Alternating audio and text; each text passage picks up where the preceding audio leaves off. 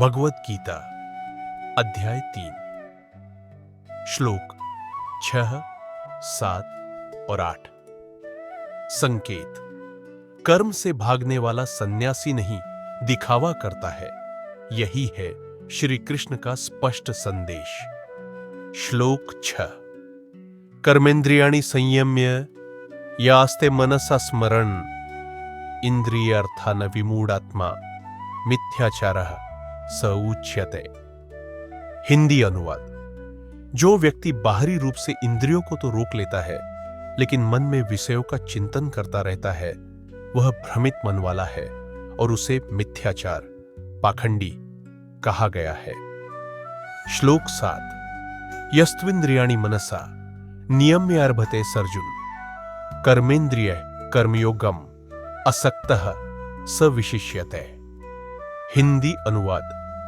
लेकिन जो व्यक्ति अपने मन से इंद्रियों को वश में करके आसक्ति रहित होकर कर्मयोग के मार्ग पर चलता है, हे अर्जुन, वही श्रेष्ठ माना जाता है। श्लोक 8। नियतम कुरु कर्म त्वम कर्म ज्यायो हे कर्मणः शरीर यात्रा पिचते न प्रसिद्धयेद कर्मणः। हिंदी अनुवाद। तू अपना नियत कर्म कर, क्योंकि कर्म अकर्म कुछ न करने से श्रेष्ठ है, और बिना कर्म किए तो तेरी यह शारीरिक यात्रा जीवन यापन भी संभव नहीं है।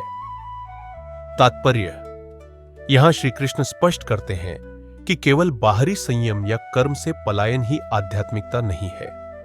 अगर मन भीतर ही भीतर वासनाओं में उलझा है, तो इंद्रियों का दिखावटी त्याग व्यर्थ है। जो व्यक्ति कर्मों को त्यागे बिना मन और इंद्रियों को संयमित करके अपने कर्तव्यों को निभाता है, वही सच्चे अर्थों में श्रेष्ठ योगी है। कर्म से भागना न तो व्यावहारिक है, न ही आध्यात्मिक। अपने कर्तव्यों को निष्ठा और विवेक से निभाना ही सच्चा धर्म है।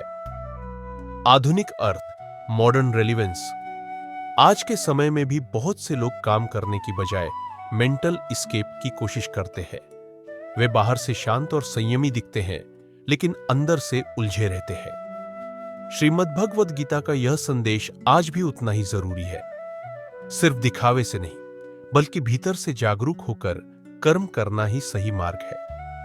जो इंसान जिम्मेदारियों से भागे बिना मन को स्थिर रखकर कर्म करता है, वही आधुनिक जीवन में संतुलन और सफलता दोनों प्राप्त करता है।